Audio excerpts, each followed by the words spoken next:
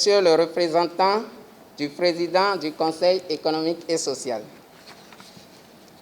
Excellences, Messieurs les représentants des corps diplomatiques et consulaires, Excellences, Mesdames et Messieurs les présidents et représentants des institutions régionales et sous-régionales, Mesdames et Messieurs les représentants de la diaspora béninoise et africaine, Mesdames et Messieurs les opérateurs économiques du Bénin, Mesdames et Messieurs les délégués venus d'Afrique et d'ailleurs, Mesdames et Messieurs les membres du comité d'organisation, Mesdames et Messieurs, chers invités, je voudrais, au nom du comité d'organisation que j'ai l'honneur de diriger et en mon nom personnel, de remercier les autorités de notre pays, non seulement pour avoir autorisé cet événement, mais pour leur divers soutien.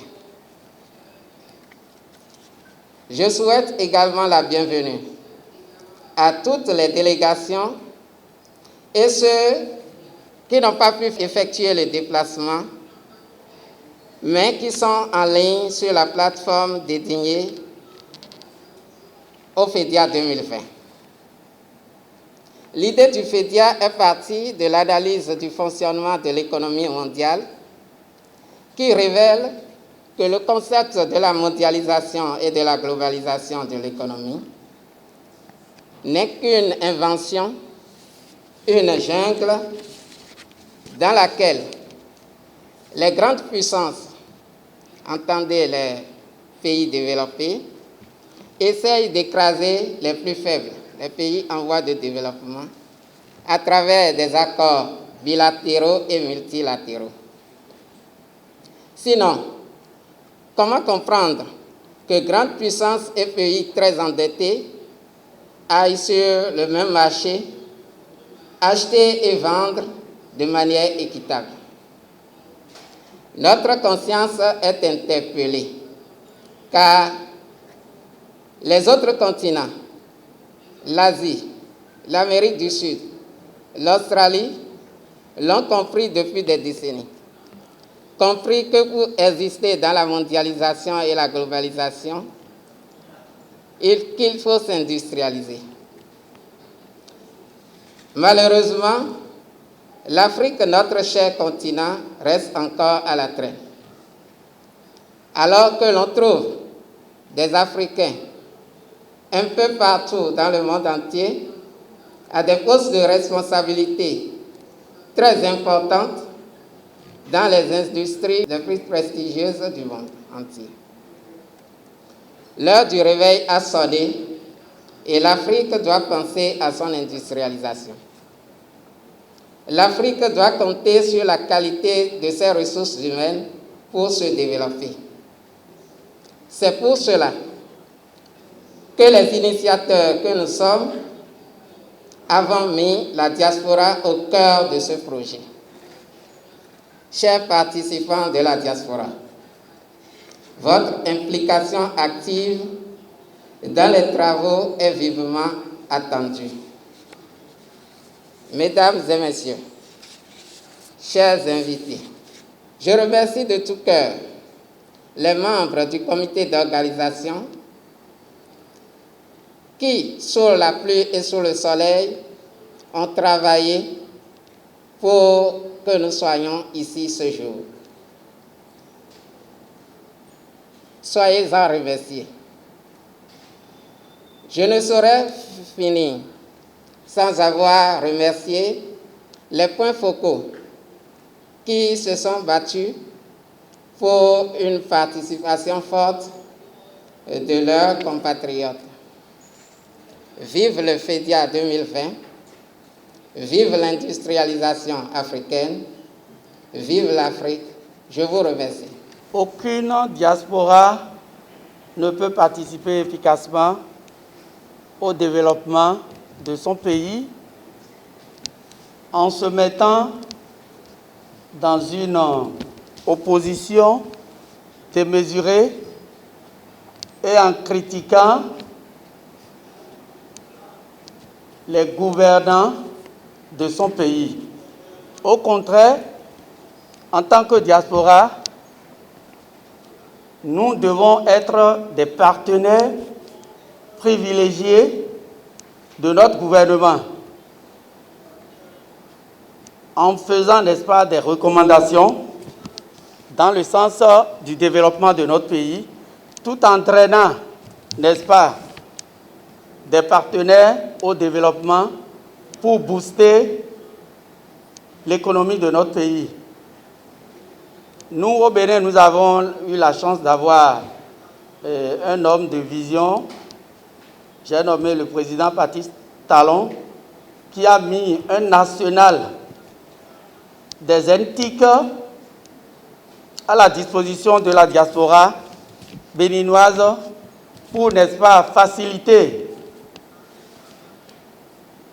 les formalités administratives et services en ligne, c'est-à-dire la dématérialisation de l'administration, est une réalité ici au Bénin.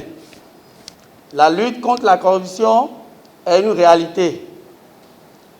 Le Bénin est rayonnant aujourd'hui. En tant que membre de la diaspora, je suis un voyageur et je sais de quoi je parle. Notre rôle en tant que diaspora est de participer efficacement au développement de notre pays. C'est en cela que le président Romain Dacosta, président mondial du Haut Conseil des Béninois de l'extérieur, a créé un groupe, un comité scientifique regroupant plus d'une centaine de Béninois de très haut niveau éparpillés dans le monde, pour pouvoir, n'est-ce pas, trouver des solutions qui empêchent, n'est-ce pas, la diaspora de notre pays à participer efficacement au développement de notre pays. C'est-à-dire, je vous explique un peu. Aujourd'hui, ce ne sera plus un Haut Conseil des Béninois de l'extérieur qui regroupe des Béninois qui viennent en vacances, et font une assemblée générale, dégagent un président. Quelques 2 ou 3 personnes se réunissent, disent qu'ils représentent par exemple le Niger ou la France. Ce ne sera plus ça aujourd'hui, c'est fini cette récréation. Désormais, le comité scientifique a proposé des conseils de Béninois pays. Le ACBE sera seulement la fêtière. Je donne l'exemple, n'est-ce pas, du Conseil des Béninois de France, qui a en son sein plus de 43 associations de Béninois. Et ce Conseil des Béninois de France participe, n'est-ce pas, efficacement au développement de notre pays à travers des projets structurants. Et le président qui sera élu désormais pour gérer le Haut Conseil des Béninois de l'extérieur va venir avec son équipe. Là, la guerre de leadership va cesser et nous allons pouvoir, n'est-ce pas, travailler efficacement au développement de notre pays, le Bénin. Je voudrais aussi signaler que le Bénin aussi a fait des avancées vraiment très remarquables dans le domaine migratoire, c'est-à-dire il y a eu un groupe de travail interministériel technique qui s'appelle Migration, groupe de travail Migration et Développement. C'est ce groupe qui a, n'est-ce pas, élaboré le document cadre de la politique migratoire du Bénin. Donc actuellement, le Bénin dispose, n'est-ce pas, du matériel qui répond aux normes de l'Organisation internationale des migrants. Je suis très honoré, et cet événement devait avoir une ampleur plus dense que ça, mais il y a un virus qui nous dérange actuellement le Covid oblige. Je remercie aussi tous ceux qui ont fait le déplacement des pays de l'Afrique pour participer, n'est-ce pas, à cet événement. Je vous remercie.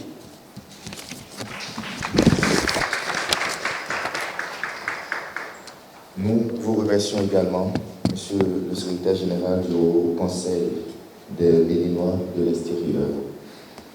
L'insigne honneur a été fait par le président de l'Assemblée nationale, le président Louis Béogo Flavignon, de le représenter ici aujourd'hui, dans ma modeste qualité de deuxième secrétaire parlementaire, membre du bureau de l'Assemblée nationale, pour la cérémonie d'ouverture du FEDIA. Il aurait bien voulu être à vos côtés. Vous savez très bien que nous sommes en session budgétaire. Et la session budgétaire, c'est la session où vous avez les passages des ministres, des institutions et des structures d'État pour défendre leur budget.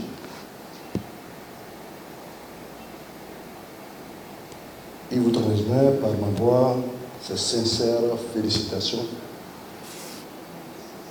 pour cette initiative qui vient s'ajouter à nombre d'initiatives déjà, que ce soit au Bénin ou dans la sous-région. Mesdames et messieurs, à vous qui êtes venus d'un peu partout pour constituer ici le relève et qui êtes de la diaspora, je vous souhaite la bienvenue. À ceux qui sont encore en route pour venir, je dis que Dieu l'Éternel Tout-Puissant les accompagne au fin de rejoindre le FEDIA. Mesdames et messieurs, les membres du comité d'organisation, en l'occurrence le président, il est vrai que ce n'est pas aisé d'organiser ou de voir une initiative. Aussi jeune équipe que vous soyez, ce n'est pas aisé. Par le passé, j'ai eu à initier nombre de choses. Je vois, je constate que vous vous êtes plié en combien je le sais pour donner le maximum de vous-même au fond de réunir toutes ces personnes dans cette organisation comme M. Voix. La perfection n'étant pas de ce monde-ci, je voudrais vous dire que vous avez l'accompagnement de ma modeste personne, vous avez le soutien de l'Assemblée nationale toutes les fois que nous devions être utiles en quoi que ce soit pour vous accompagner comme il se doit. Je voudrais, par ma voix, m'associer au président du comité d'organisation et demander la clémence de ceux qui sont venus un peu plus tôt, ceux qui sont venus un peu plus tard que ceux qui sont venus un peu plus tôt, ceux qui sont en train d'arriver. Je voudrais implorer votre clémence. C'est une jeune équipe. Aidez-les et ils aideront le Bénin à se révéler davantage afin que l'Afrique puisse se révéler au monde entier. J'ai noté dans la thématique diaspora, économie et industrialisation. Diaspora, je vois déjà le Haut Conseil du Bénin de l'extérieur qui vous a déjà entretenu sur ce qui se fait déjà. Et c'est ça. Et c'est la vision d'un grand homme. Je ne vais pas encore le ici. Sous-entendre que les aveugles sont en train de voir. Et nous avons pu le constater comme il se doit. Chers mesdames et messieurs, vous regardez au niveau de l'économie aujourd'hui, il est vrai que par le passé, notre économie était ce qu'elle était, mais aujourd'hui, on pourrait être encore plus que jamais fiers. Même si tout de suite, nous ne ressentons pas ça encore dans nos ménages ou dans le panier de la ménagère, je crois qu'il y a un assainissement qui a été fait quand même, où le climat des affaires est assez attrayant aujourd'hui.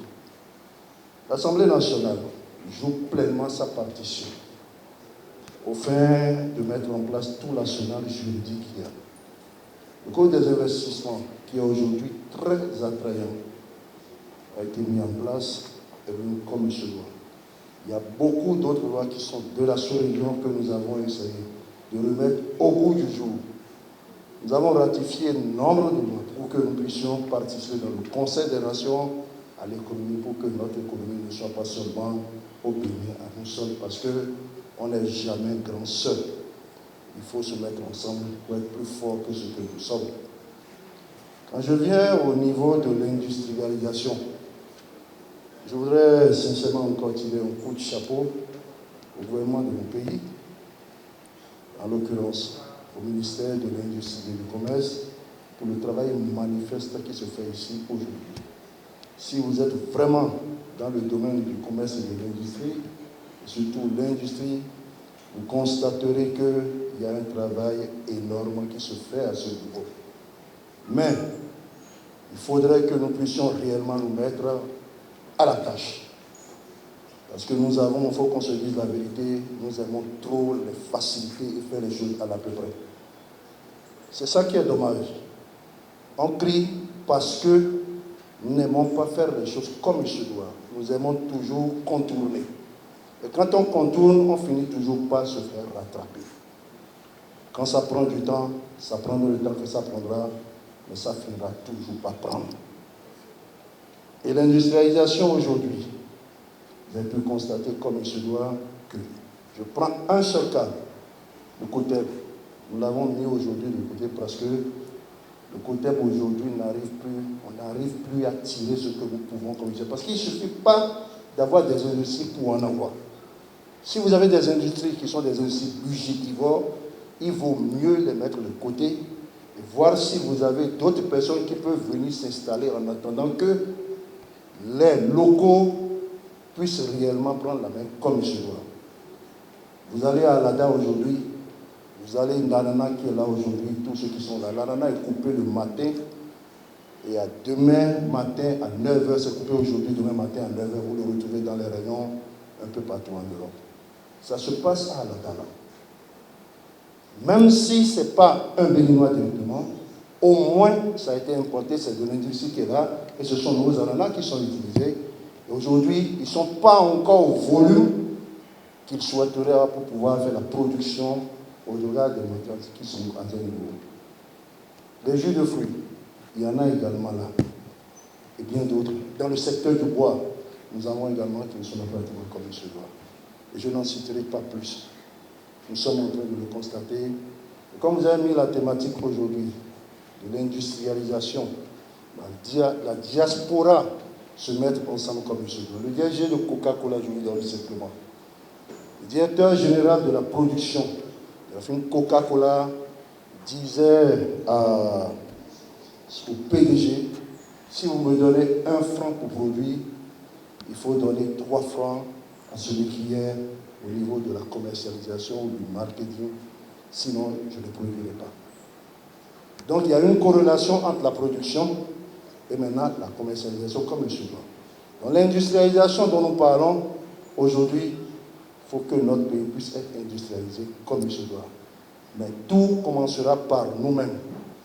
Nous-mêmes par nos initiatives. Et c'est en cela que je voudrais souhaiter bons travaux à vous. Et vous dire que même si nous ne sommes pas à vos côtés jusqu'à la fin, les travaux, ou du moins les résultats issus de ces travaux, si nous faisons le plaisir de nous la transmettre au niveau de l'Assemblée, une exploitation judicieuse en sera faite pour le bonheur des filles et fils du Bénin d'abord, de la diaspora, du Bénin qui va se révéler à la diaspora et se révéler au monde entier. Bon vent à vous, bons travaux, excellente suite de semaine à chacun et à tous. Merci beaucoup. Infiniment merci, honorable. Je voudrais vous dire que votre intervention n'est pas tombée dans les oreilles dessous. Nous avons pris bonne note et nous en ferons bon usage. Mesdames et messieurs, je voudrais rappeler que tout à l'heure, on aura la toute première communication, mais avant, les officiels vont se retirer. Mais avant tout ceci, il y aura la présentation du logo et les couleurs du FEDIAL. Je voudrais une fois encore prier le président du comité d'organisation, Mas Tonetti, pour nous aider à présenter le logo. Voici le logo du FEDIA. Et quand on observe ce logo, nous voyons l'Afrique multicolore. Et l'Afrique multicolore est signe, ça démontre tout ce que l'Afrique a comme richesse. L'Afrique a plusieurs richesses. L'Afrique, que ce soit les richesses culturelles, les richesses minières, les richesses naturelles, agricoles, l'Afrique a plusieurs richesses que nous devons exploiter, que nous ne devons pas ignorer, parce que nous ignorons les richesses que nous avons, nous les vendons aux pays développés et ce sont les pays développés qui en profitent. Désormais, l'Afrique doit prendre conscience qu'elle regorge des richesses inestimables et qu'elle doit exploiter. En plus de ça, nous avons écrit le Forum économique de la diaspora pour l'industrialisation qui entoure l'Afrique. Ça veut dire que ce forum va embraser toute l'Afrique. L'ambition de ce forum, c'est d'embraser toute l'Afrique. C'est de faire de telle sorte que l'Afrique, à l'horizon 2030, puisse devenir également un continent industrialisé. Donc voilà quelques explications du logo du FEDIA. Je vous remercie.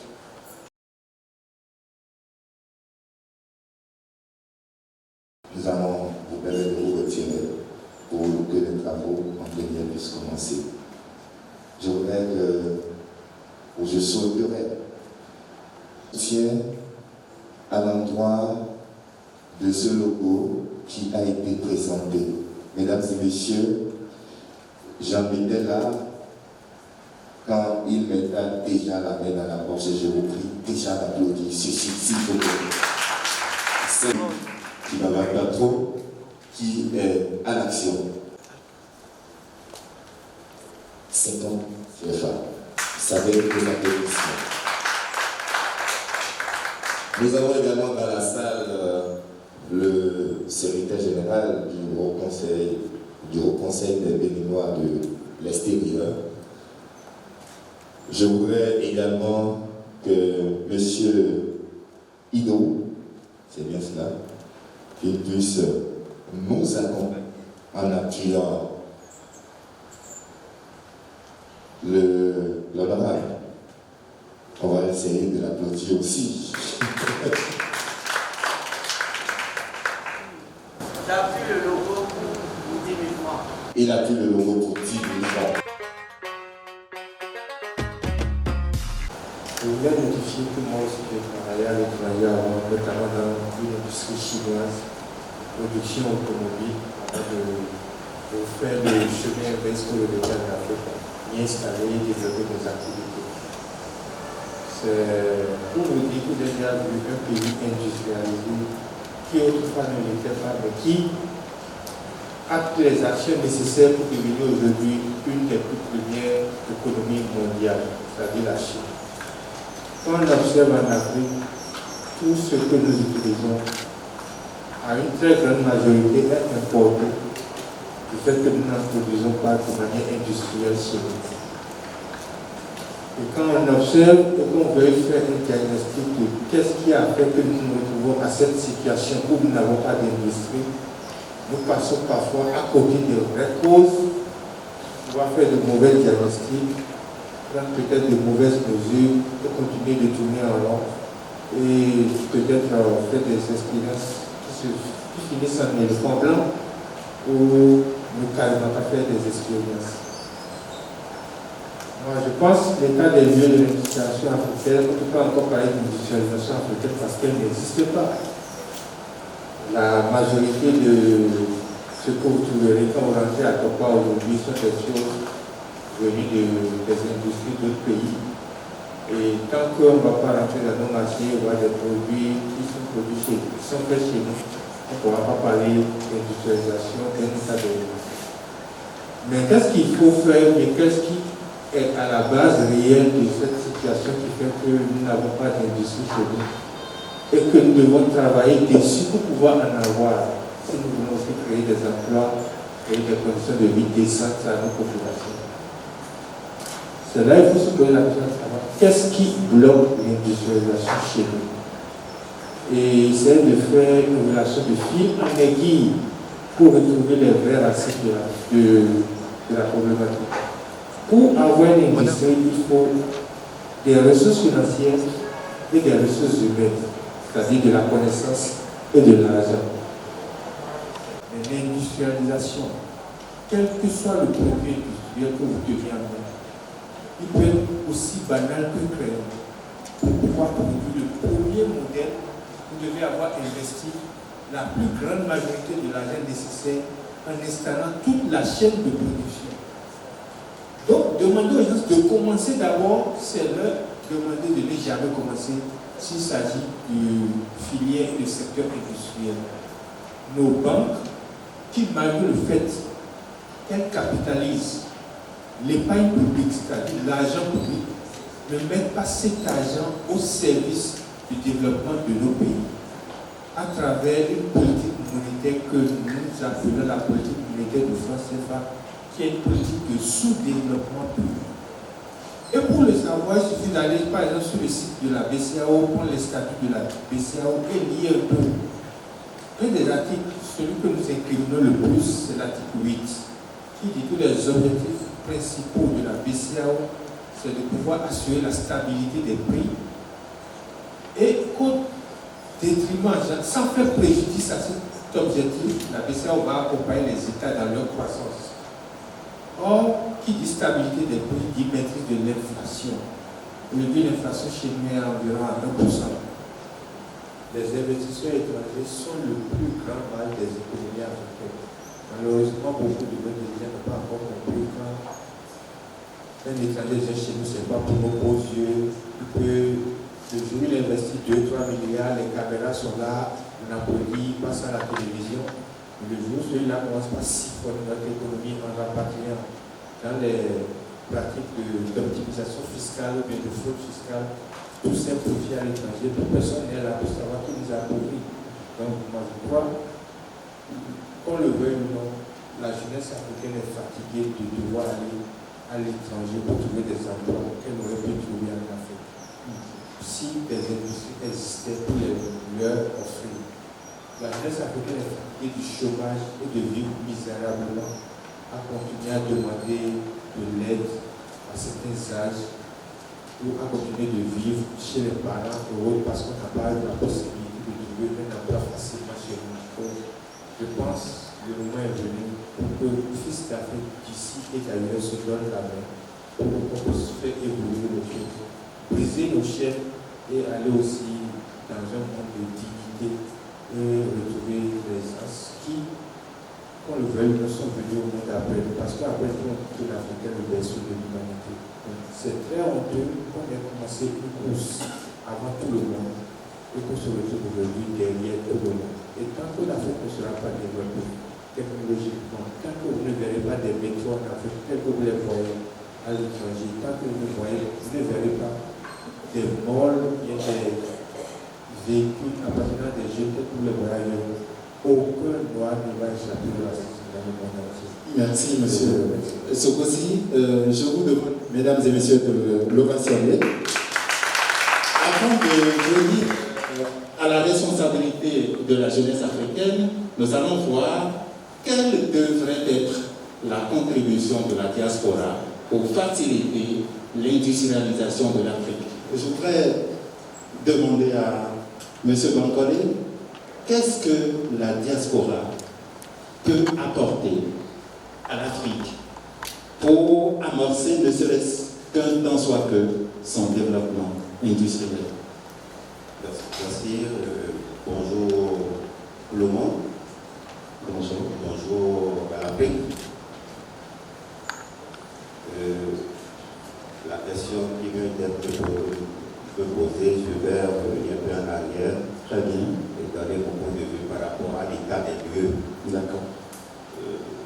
Vous voyez, aucun pays ne peut se développer sans une bonne volonté. Également, aucun pays ne peut se développer si mentalement l'initiative ne vient pas de chacun de eux. Peu importe le système mis en place, mais je dis bien sûr, il faudrait cette volonté et des initiatives personnelles. Du point de vue de notre continent, nous constatons que nous tous nous sommes des passifs. On n'ose pas. L'Africain ne veut pas oser. On croise les bras, on attend tout de l'Europe, on attend tout de ces pays-là développés, et que tant mieux. Et quand on parle de l'état des lieux de l'administration de l'Afrique, nous sommes tous d'accord que rien n'a bougé en Afrique. Et pour que l'on aille sur cette étape de l'administration de l'Afrique, il faudrait que, premièrement, on revoie un peu le système politique de chaque pays. Il faudrait qu'on revoie en profondeur le système politique de chaque pays. Et si le système politique est en place, il faudrait qu'on revoie dans l'ensemble l'arsenal juridique. Parce que c'est ça qui accompagne, c'est dans l'arsenal juridique qu'on cadre tout. Il y a les lois, les tests réglementaires. C'est après ça qu'on va parler peut-être du système économique, bien de la politique monétaire, de l'Afrique en général. Parce que les problèmes que nous rencontrons de l'Afrique du Sud, c'est-à-dire je prends tous les pays qui sont là-bas, et jusqu'au Sénégal, c'est les mêmes problèmes. Les problèmes que nous rencontrons au Kenya, si c'est les mêmes problèmes que tous les autres pays africains rencontrent. Et pour aller à l'industrialisation, comme nous le savons tous, l'industrialisation c'est quoi? C'est de mettre des équipements en place pour pouvoir produire un bien très rapidement et de qualité pour servir les populations. Mais pour aller surtout sur ce terrain également, les collègues qui ont pris la parole avant moi ont parlé de la compétence. Nous ne devons pas plutôt aujourd'hui que l'Afrique n'a pas de compétences. Et quand moi j'ai terminé mes études en 91 en SPRSS, j'ai dit mais excusez-moi, les frères qui sont dedans, les sœurs, l'Afrique n'a pas besoin d'un docteur. Avec un ingénieur, ça va largement pour développer. Les grandes inventions, ce sont les ingénieurs, les techniciens. Donc, il y a ce problème qui se pose à l'Afrique. On pense aller avoir de grands diplômes et pratiquement ces diplômes-là ne servent plus aujourd'hui. Mais quand on parle de la diaspora, la question qui m'a été posée, ne ciblons pas.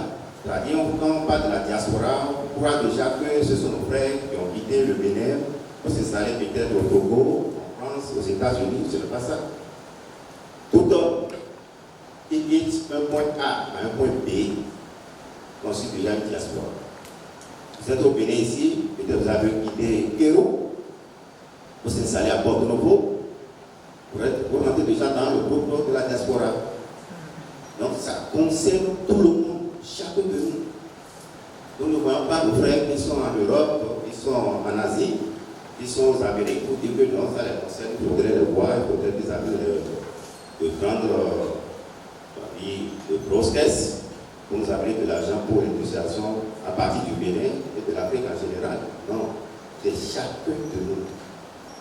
On dit quelle contribution la diaspora peut apporter. Premièrement, c'est la compétence. C'est la compétence de chacun de nous. Quelqu'un qui s'est balayé, ou bien un agent d'entretien qui nettoie bien une salle, une chambre, un bureau, c'est déjà une compétence. Et c'est la manière dont nous procédons qui pose problème. Nous avons assez de compétences, chacun de nous a une compétence, mais c'est la manière de procéder qui nous tue en Afrique en général et particulièrement au Bénin. Donc la diaspora, vous qui êtes ici, vous êtes de la diaspora, parce que vous avez quitté peut-être le Boycon, peut-être Paraco, peut-être etc. Manabé pour s'installer ici. L'industrialisation du Bénin nous concerne tous et chacun doit apporter sa pierre.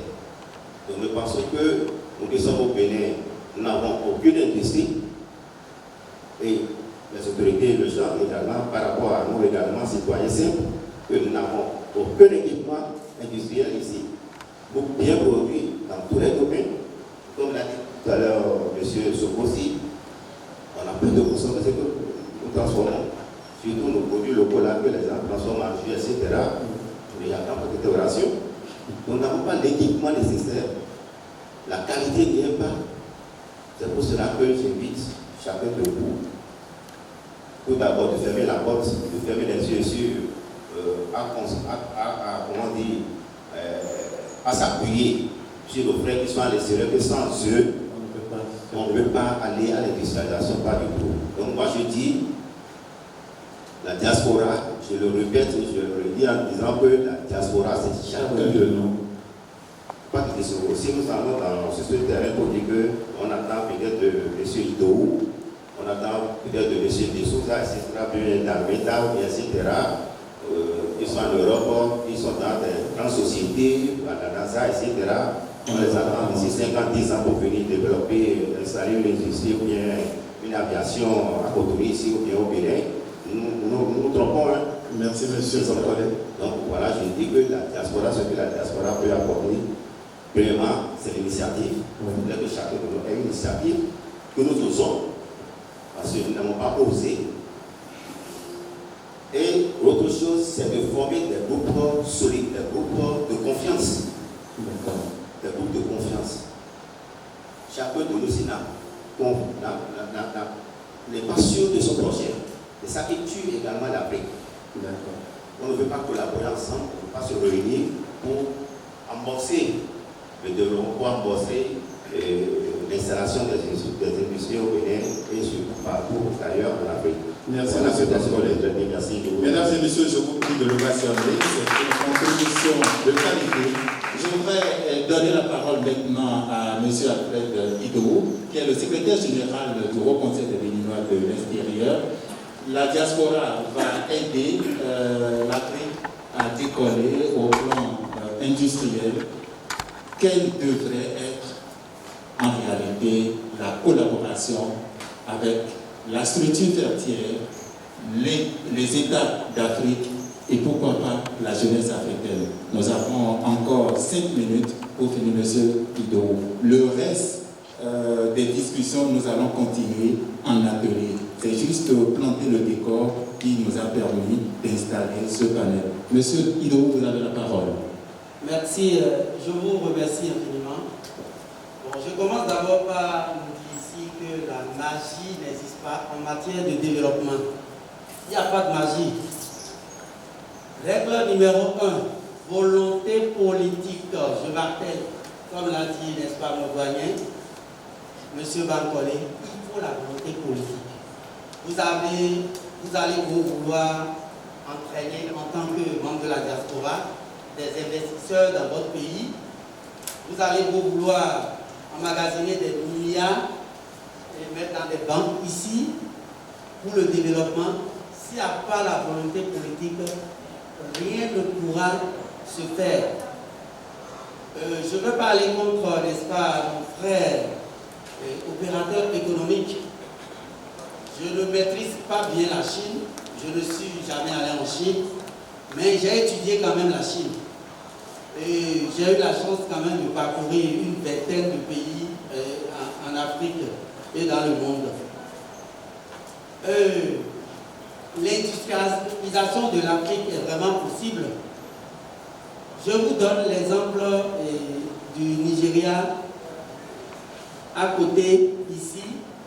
où j'ai dirigé une grande société appartenant à un Médinois pendant des années, où je suis consultant de l'entreprise aujourd'hui. Vous vous rappelez, vous, que entre-temps, pour acheter des véhicules neufs, tout le monde allait au Nigeria. J'espère que vous n'avez pas oublié les belles voitures Volkswagen qui venaient, les Peugeot 504 neufs. C'est la volonté politique. Avant le Nigeria, il était interdit d'acheter un véhicule de l'extérieur. Ils ont dit aux Blancs, venez installer vos usines de montage chez nous. Et au Nigeria, à Kano, il y a Peugeot. Les Nigérians font la main d'œuvre. On les prend sur place ou on les prend à l'extérieur. Et ils font les montages des voitures. Volkswagen, Peugeot. Ils ont interdit l'exploitation des meubles. Par exemple, à la maison, vous avez besoin de lit, vous avez besoin de chaises, de tables, jusqu'à un passé récent.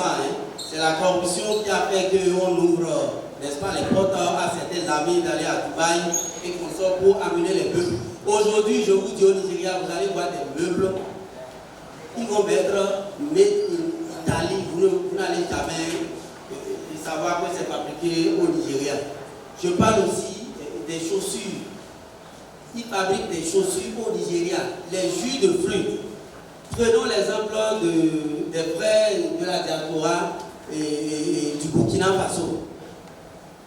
Ils vont en Chine copier les Chinois et ils investissent dans le domaine. En matière de climatisation aujourd'hui au Burkina, il y a les investisseurs, ils appellent ça investisseurs là-bas, je ne sais pas pourquoi. Ils fabriquent ça sur place et ça consomme moins d'énergie. Même les panneaux solaires se fabriquent, n'est-ce pas, au Burkina. La transformation des jus de fruits, par exemple. Ce qu'il faut faire en Afrique aujourd'hui pour favoriser, n'est-ce pas, cette industrialisation, c'est d'abord la volonté politique, comme je vous le dis. Prenons l'exemple des granites. Et vous voyez à Dassa, on a les collines de Dassa. C'est la même chose qui s'étend jusqu'au Nigeria. Savez-vous aujourd'hui que des carreaux en marbre se fabriquent à Abuja à travers les minerais, parce qu'ils ont une politique appropriée à la chose. Ils ont stoppé l'exploitation à outrance des minerais de leur pays. Où il y a des Turcs, il y a des Israéliens qui sont basés à Abuja, qui fabriquent des carreaux qui sont très jolis. Le riz, par exemple, vous savez que le Nigeria a stoppé l'importation de riz. C'est pour, n'est-ce pas, favoriser l'agriculture locale. Donc ce qu'il faut faire, c'est que nos dirigeants, nous devons aller dans ce sens avec des recommandations pour qu'ils puissent avoir une politique, n'est-ce pas, appropriée à la gestion, n'est-ce pas, de l'agriculture d'abord, parce que pour aller à l'industrialisation, il faut une agriculture moderne, mécanisée. Il faut l'énergie. Il n'y a pas d'industrialisation sans énergie. Facteur numéro 1. Il faut l'énergie. Il faut l'eau. L'eau aussi, c'est de l'énergie. Et il faut que nos minerais soient contrôlés et transformés sur place. Donc je pense que c'est seulement en prenant, n'est-ce pas, ces canaux qu'on pourra participer efficacement à l'industrialisation de notre continent, que ce soit un Béninois qui réside sur place ou un autre de la diaspora. La diaspora a certes les compétences, il a les atouts, mais il ne peut rien faire sans les locaux. Donc c'est une histoire de complémentarité. Je vous remercie. Monsieur Idou, je voudrais donner la possibilité au public pour des contributions et les membres du panel vont également tenter de répondre au niveau de leur mot de la fin. Est-ce qu'il y en a? Le président veut parler? D'accord, allez-y. Actuellement, où en sommes-nous dans l'industrialisation? Dans l'industrialisation en Afrique, si je me base sur tout ce qui a été dit, je pense que nous avons beaucoup à faire. Et le présent événement, c'est un tremplin pour nous de prendre conscience et de pouvoir faire un diagnostic pointu pour pouvoir faire ressortir les lacunes que nous avons et prendre les résolutions nécessaires pour avancer. Le secrétaire du Haut Conseil des Béninois de l'extérieur a dit tout à l'heure, dans le domaine de l'agriculture, nous devons prendre des résolutions. L'agriculture doit être une agriculture mécanisée, à la hauteur de l'industrialisation. Mais dans l'industrialisation également, si je prends les propos de M. Sogossi, il y a le financement qui pose également problème. Et quels sont les goulots d'étranglement? Qu'est-ce qui nous empêche de financer des industries en Afrique, au Bénin et en Afrique? Nous devons aussi faire des diagnostics à ce niveau et de pouvoir tirer les conclusions et prendre les résolutions qui s'imposent. Donc, j'aimerais apporter comme contribution pour l'industrialisation. Pour l'industrialisation de l'état des lieux, voilà là où nous sommes, nous avons trop de lacunes, nous sommes à l'étape 0, selon moi.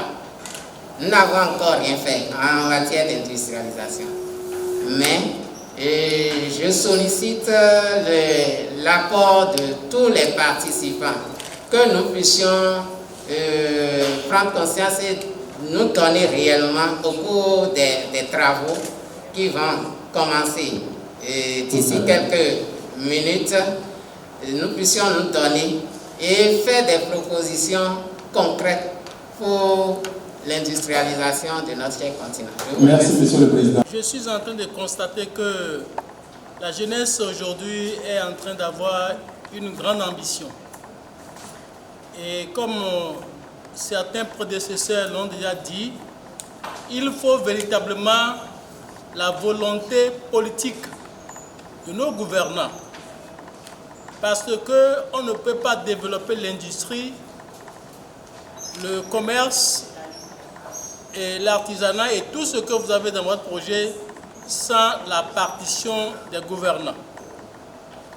Et c'est pour cette raison que je voudrais que ce rassemblement que nous avons opéré ici ce matin soit un rassemblement qui, d'ici à là, devienne un rassemblement national, qu'il y ait un lobby national qui pourrait valablement être présenté, être soumis aux gouvernants pour que de jour comme de nuit, lorsque les gouvernants seraient en train de penser au développement de l'Afrique, que ces gouvernants prennent en compte les préoccupations de notre jeune forum de façon à pouvoir voter les lois appropriées pour pouvoir accompagner le développement de l'Afrique.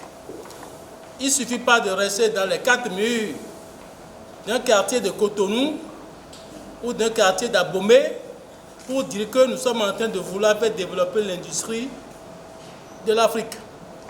C'est juste une proposition. Si vous en faites votre, alors agissez. Je vous remercie. Merci, monsieur. Maître, cette contribution est de taille. Nous allons... Est-ce qu'il y a encore d'intervenants? Nous allons donner la parole à monsieur Sogossi. Je voulais surtout rebondir sur l'intervention du secrétaire général pour dire que cette idée de penser qu'on a besoin de l'agriculture avant de faire l'industrie, qu'on a besoin de l'électricité avant de faire de l'industrie, est une idée un peu erronée. Et étant donné que 90% des industries en fait tournent avec des matières premières non issues de l'agriculture. Que ce soit des pots de colle, que ce soit des tailles crayons, que ce soit des couches, des couches, je ne sais pas les noms, mais la majorité des trucs que nous utilisons en fait viennent de matières premières qui ne sont pas de l'agriculture. Et c'est un point très important qu'il faut faire. Et que le gouvernement cesse de penser que c'est au cours du développement de l'agriculture qu'on va aboutir à l'industrie. L'autre chose, c'est l'électricité. Ça, c'est la plus grande erreur des Africains. Si vous voyez les images des premières industries automobiles en France, au moment où la caméra couleur n'existait même pas, et où les images sautaient, vous allez comprendre, l'ordinateur n'existait pas, l'Internet n'existait pas. Mais ces gens étaient déjà allés à l'industrialisation. Jusqu'à produire de manière automatique les voitures. C'est-à-dire que quoi? Tant qu'on n'aura pas des industries qui vont utiliser l'énergie électrique, le peu que nous avons actuellement, à des fins de production pour pouvoir faire de la création de richesses, on va toujours tourner en rond à vouloir attendre d'avoir les moyens électriques avant d'aller à l'industrialisation. C'est grâce à l'industrialisation qu'on obtient l'argent nécessaire pour avoir routes, écoles, hôpitaux et infrastructures énergétiques et autres. J'ai suivi le président Kenya, encore que je voulais apporter ce point. L'Afrique n'est plus la même chose qu'un pays à un autre.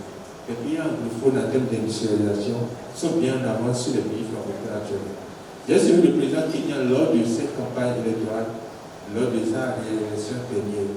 Il a dit dans un village, je ne vous construirai ici aucune école, aucun hôpital, mais je construirai ici 3 industries qui seront gérées par la mairie. Les ressources générées par ces industries vous permettront de construire autant d'écoles, autant d'hôpitaux que vous voudrez et les entretenir avec les recettes de ces industries. Mais si je prends l'argent, que je vous construis l'école, la prochaine qui va enlever le toit et vous n'aurez pas l'argent nécessaire pour remettre le toit sur ces écoles. Cette vision de nos dirigeants francophones très différente de la vision des anglophones fait que nous sommes en arrière. Aujourd'hui au Ghana, il y a le programme One District, One Pathway. Je ne sais pas si les gens en ont entendu parler. Si vous tapez sur Internet, EDEF, c'est un programme qui veut construire dans chacune des 256 districts, c'est-à-dire départements du Ghana, une industrie au moins, avec prise de participation de l'État. Malgré que le FMI, la Banque mondiale, ont tout fait pour retirer de nos États la capacité d'investir avec des programmes d'investissement structurel qui désengagent les États de la chaîne de production de richesses. Ces pays anglophones sont restés dans une logique forte où l'État est encore présent dans la création de richesses et dans la mise en place de structures capables de pouvoir dynamiser l'économie. Mais chez nous ici, l'État aujourd'hui se contente de dire on va créer les conditions favorables, on va améliorer les conditions d'investissement et espérer que les investisseurs viennent développer l'industrialisation chez nous. Ça ne peut pas continuer comme ça. Monsieur a dit que les panneaux solaires se font au Bénin. Au Bénin, nous avons dépensé 14 milliards pour un marché octroyé par une entreprise française pour aller ramener, je crois, 15 000 lampadaires de Chine de quelque part pour installer au Bénin, une entreprise française. Mais le Burkina a préféré dépenser 10 milliards pour construire l'industrie de panneaux solaires de lampadaires de bout en bout. Ils ont aujourd'hui l'industrie, ils auront autant de panneaux qu'ils voudront, pendant que nous, d'ici peut-être 3-4 ans, les lampadaires que nous avons installés seront en panne. Et on va se retrouver encore au point de départ. Donc c'est ce choix politique qui doit orienter vers une création d'industrie et l'utilisation, moi je pense, on ne peut plus continuer à penser que seuls les privés vont pouvoir créer des industries chez nous. Les ressources financières nécessaires pour l'installation d'une catégorie d'industrie sont tellement élevées qu'il faut une vraie capacité financière pour pouvoir aller sur ce terrain. C'est l'État qui va sur les marchés sous-régionaux chaque 2 semaines mobiliser qui 135 milliards, qui 20 milliards. Mais les privés n'ont pas cette capacité aujourd'hui. Notre frère participant, Maître Bosset, je crois, qui a proposé à ce que cette initiative soit annuelle. Annuelle, c'est des dépenses, je crois bien. Si c'est biannuel, ce serait peut-être acceptable. Parce qu'il faut pouvoir faire le point, exécuter certaines choses et programmer autre forum. si c'est une proposition, c'est que ça peut être biannuel, et ce serait bien pour permettre à chacun de revenir réfléchir, de se retrouver en une période donnée. Pour amorcer effectivement l'initiation de l'Afrique, je dis très bien, il faudrait que nous commencions par former des groupes solides et sûrs. Parce que nous avons trop l'individualisme en Afrique. Aujourd'hui, c'est des groupes qu'il faut former, des groupes sérieux et de confiance réciproque. Ce sont ces groupes-là qui vont porter leurs initiatives vers les gouvernants et apporter des contributions, des propositions qui peuvent améliorer leur initiative. Parce que les gouvernants sont là, c'est des documents classiques, c'est des idées classiques. Et vous qui avez votre initiative, c'est la manière dont vous allez atteindre l'objectif que vous êtes fixé, vous allez proposer ça au gouvernement. Donc je dis, la seconde chose, c'est un système politique bien sérieux. Et secondo, former des groupes aujourd'hui. Un individu ne peut rien faire aujourd'hui dans le Haut-Bénin et ailleurs dans les autres pays pour que nous pouvons faire l'industrie de la pêche. Je pense qu'aujourd'hui, les groupes qu'il faut former. L'autre chose qui suit, c'est le système monétaire, la politique monétaire. Il faudrait que nos gouvernants aussi essaient de ne pas trop s'attacher à nos colonisateurs. C'est seulement, il faudrait qu'il y a des pays qui n'ont même pas de sous-sol naturel, rien du tout, mais qui se développent par les idées, par l'accompagnement de l'État. Donc je dis bien que ce qui suit, c'est le système monétaire qu'on va mettre en place, mais la politique monétaire qui permettra à ces groupes-là d'aller sur le marché monétaire et d'avoir de liquidité. Et c'est l'État qui doit jouer ce rôle, appuyer ces groupes-là pour que les initiatives puissent se dégager. Je vous remercie. Pour amorcer l'industrialisation de l'Afrique, il faut d'abord la volonté. Après la volonté, il faut maintenant la décision. Après la décision, il faut l'accompagnement. Et après l'accompagnement, on va passer à l'action. Parce que si vous avez la volonté et que vous ne prenez jamais la décision, vous n'irez jamais à la réalisation. Lorsque vous prenez la décision et que vous avez l'accompagnement nécessaire, je crois que l'action peut suivre. Et par rapport à ça, je voudrais plaider pour que les dirigeants, pour que chacun des participants ici présents puisse comprendre que le développement, c'est à partir de nous-mêmes. Parce que chacun doit jouer sa partition pour que nous puissions amorcer véritablement le développement. Si nous attendons que ce soit seulement les opérateurs économiques qui difficilement ont réussi à s'installer, doivent seuls initier, ça ne marchera pas. Si nous devons forcément attendre que ce soit l'État seul qui prenne la décision, ça ne marchera pas. L'État doit travailler en harmonie avec les opérateurs économiques, avec les structures qui représentent la diaspora de par le monde, et chacun doit être conscient que notre contribution est utile. Mesdames et messieurs, je voudrais vous remercier d'avoir été là pour ce premier point que nous avons fait par rapport à l'état des lieux, par rapport à l'industrialisation de l'Afrique. Je voudrais sincèrement remercier les panélistes qui, malgré leur agenda, ont accepté de nous accompagner. Tout à l'heure, nous allons observer la pause et à la reprise, nous aurons 4 ateliers. D'abord, le premier atelier aura pour thème le potentiel énergétique de l'Afrique, quelle source d'énergie pour son industrialisation.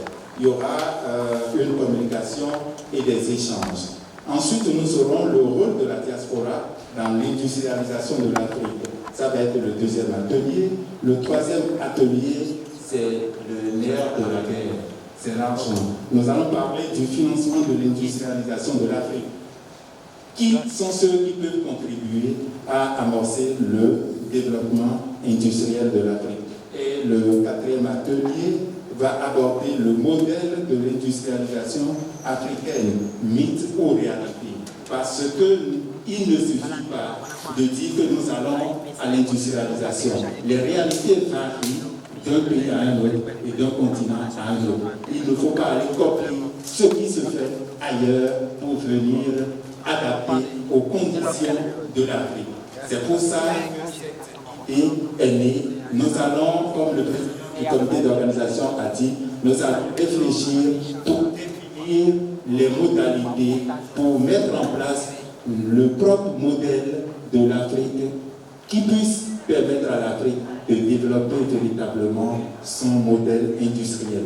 Mesdames et messieurs, merci de nous avoir suivis. Nous allons continuer les discussions en atelier. Merci beaucoup et je vous prie d'ovationner et de raccompagner mes invités pour des applaudissements. Merci de nous avoir suivis.